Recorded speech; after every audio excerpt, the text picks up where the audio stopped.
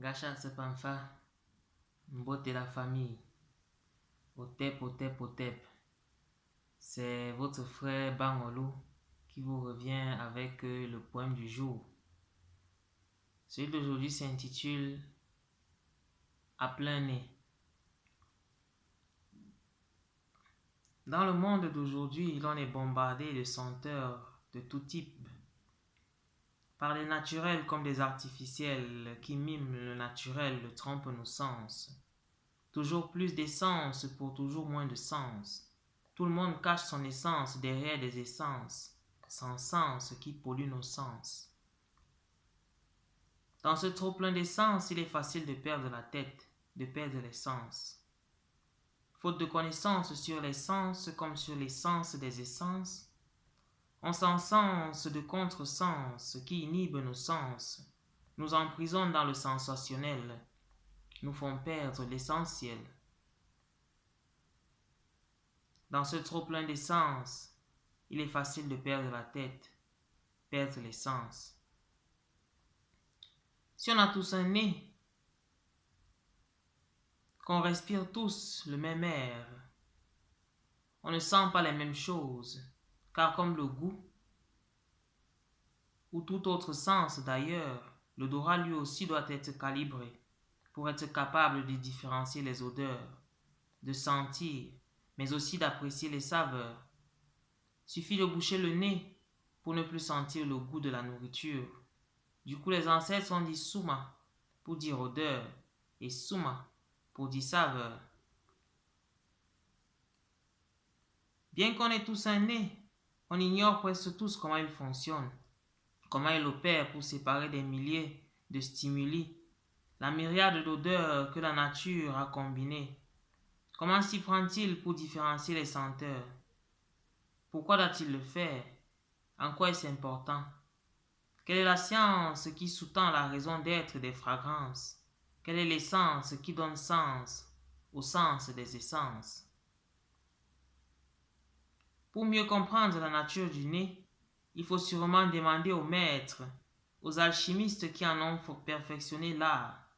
Il s'agit bien des plantes, précisément des fleurs, puisqu'en surface elles sont presque immobiles, puisqu'elles ont un besoin vital de se faire polliner, mais ne peuvent toujours compter sur l'air, sur le vent. Fallait être ingénieux, attirer à soi, créer des leurs, pour ceux qui, eux, ont perfectionné l'art du mouvement, les maîtres de l'air, les insectes. Cette relation multidimensionnelle entre les fleurs et les insectes, entre les alchimistes, maîtres du volatile, et les équilibristes, maîtres de la voltige. C'est donc cette relation qui va affiner l'art, la science des essences.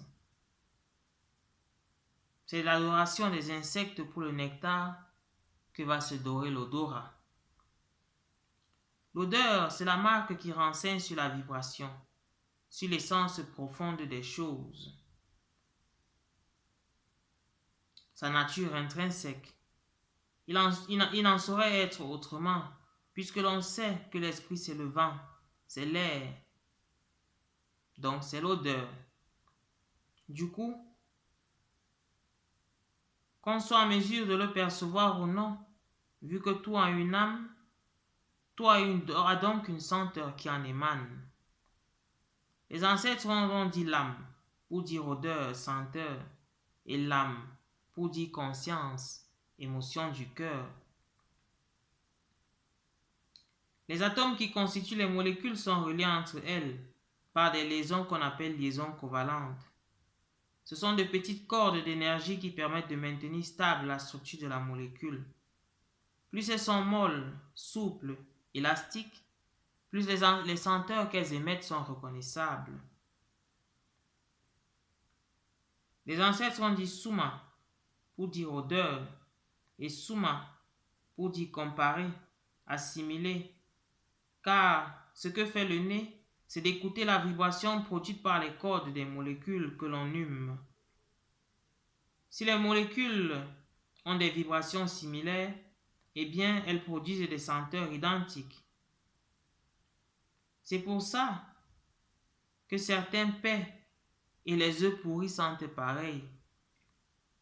C'est à cause du sulfure dont la vibration domine dans les deux cas, dans les deux cocktails chimiques.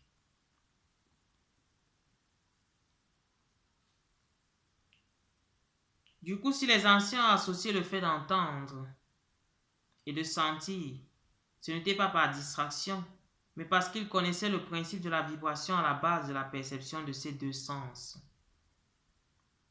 Ils ont donc dit nous pour dire entendre et nous pour dire sentir, ou encore wa pour dire entendre et wa pour dire sentir.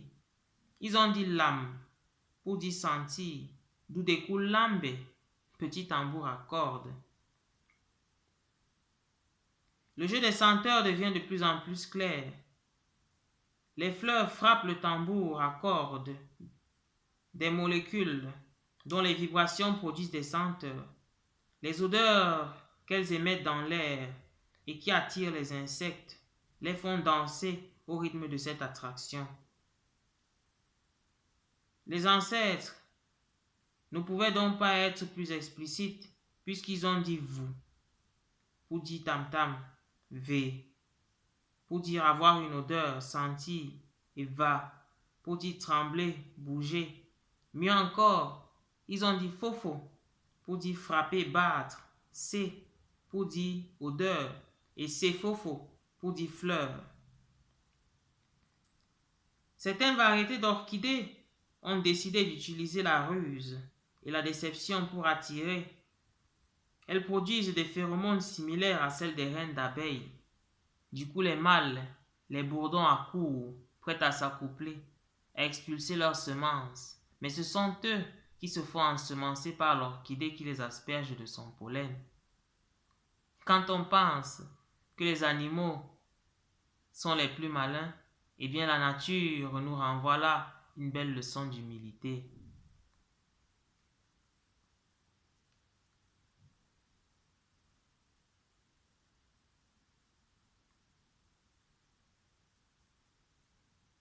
Puisque le système a compris le système des senteurs,